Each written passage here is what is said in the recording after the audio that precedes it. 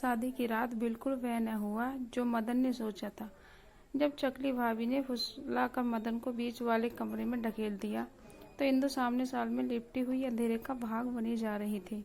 बाहर चकली भाभी और दरियाबाद वाली फूफी और दूसरी औरतों की हंसी रात के खामोशी पानियों में मिश्री की तरह धीरे धीरे घुल रही थी।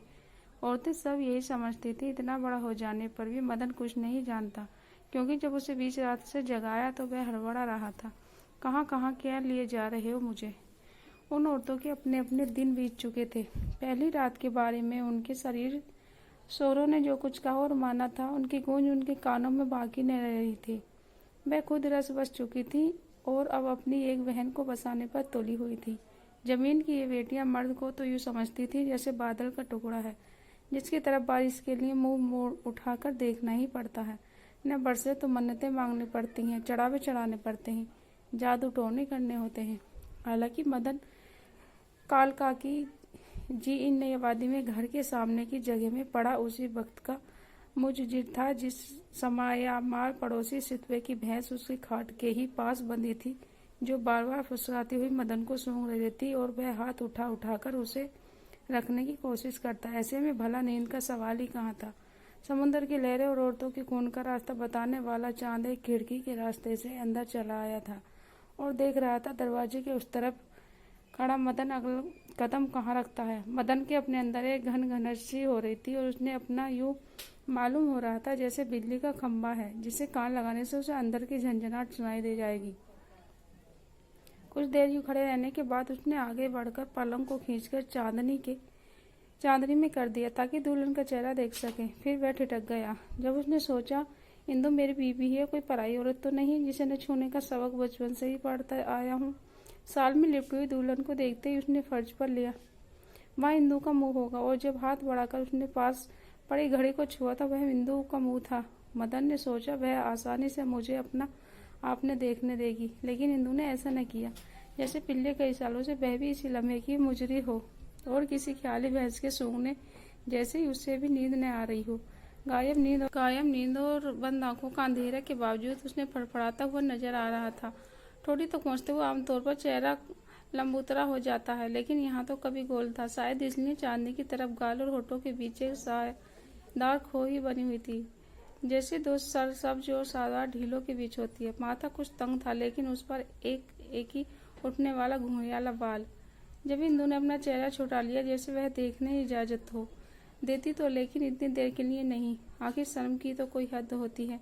मदन ने जरा सख्त हाथों से पूरी यूं ही हूँ हाँ करते हुए दुल्हन का चेहरा फिर से ऊपर को उठा दिया और सारावी की आवाज में कहा, इंदु कुछ डर सी गई। जिंदगी पहली बार किसी अजनबी ने उनका अपना नाम इस अंदाज से पुकारा था, और वह अजनबी किसी खुदाई हक के आहिस्ता आहिस्ता इस अकेली आरवे मदगार औरत का अपना होता जा रहा था। हिंदू ने पहली बार एक नज़र ऊपर देखते हुए फिर आंखें बंद कर लीं और सिर्फ इतना कहा, जी। उसे खुद अपनी आवाज़ किसी पाताल से आई हुई सुनाई दी।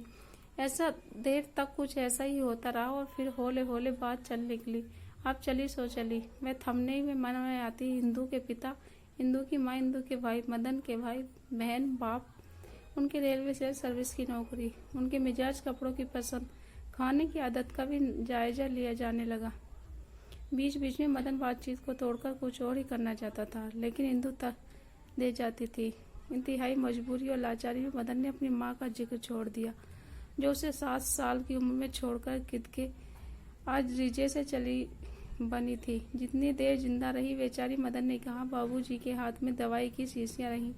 हम अस्पताल की सीढ़ियों पर और छोटा पास ही घर में सीढ़ियों के बिल पर सोते रहे, और आखिर एक दिन 28 मार्च की शाम और मदन चुप हो गया। चंद ही लम्हों में रोने से जरा इधर और सिक्की से जरा उधर पहुंच गया। हिंदू ने घबराकर मदन का सर अपनी छाती से लगा लिया। उस रोने से पल भर में हिंदू को अपने पर से इधर बेगाने मन में उधर पहुंचा दिया। मदन हिंदू के बारे में कुछ और भी जानना चाहता था, लेकिन हिंदू ने उसे हाथ पकड़ लिया और कहा, मैं तो पढ़ी लिखी नहीं हूँ जी, पर माँ बाप देखे हैं, भाई और भाभियाँ देखी हैं, बीसियों और लोग देखे हैं, इसलिए मैं कुछ समझती बुझती हूँ। मैं तुम्हारी हूँ, अपने बदले में तुमसे एक ही चीज़ मांगती हूँ। रोते वक्त और उसके बाद भी एक रसा था। मदन ने कुछ बेसब्री और दरिया दिल्ली के मिले जुले शब्दों में कहा, क्या मांगती हो? तुम जो भी कहोगी मैं दूंगा। पक्की बात, इंदु बोली। मदन ने कुछ उतावले होकर कहा, हाँ हाँ, कहा जो पक्की बात। लेकिन इस बीच में मदन के मन में एक व्यवसाय आया। मेरा कारोबार पहले ही मंदा है, अगर इंदु कोई ऐसी चीज मांग ले जो मेरी पहुंच से ही बाहर हो तो फिर क्या होगा। लेकिन इंदु ने मदन के सख्त और फैले हुए हाथों को अपने मुलायम हाथों में समेटते हुए उन पर अपने गाल रखते हुए कहा, तुम मुझे अपने दुख दे दो। दोस्तों, इस कहानी का भाग आपको अगली कहानी में पढ़ने को मिलेगा। तब तक के लिए चैनल को सब्सक्राइब कीजिए और कहानी पसंद आए तो प्लीज़ वीडियो को लाइक शेयर कीजिए। धन्यवाद।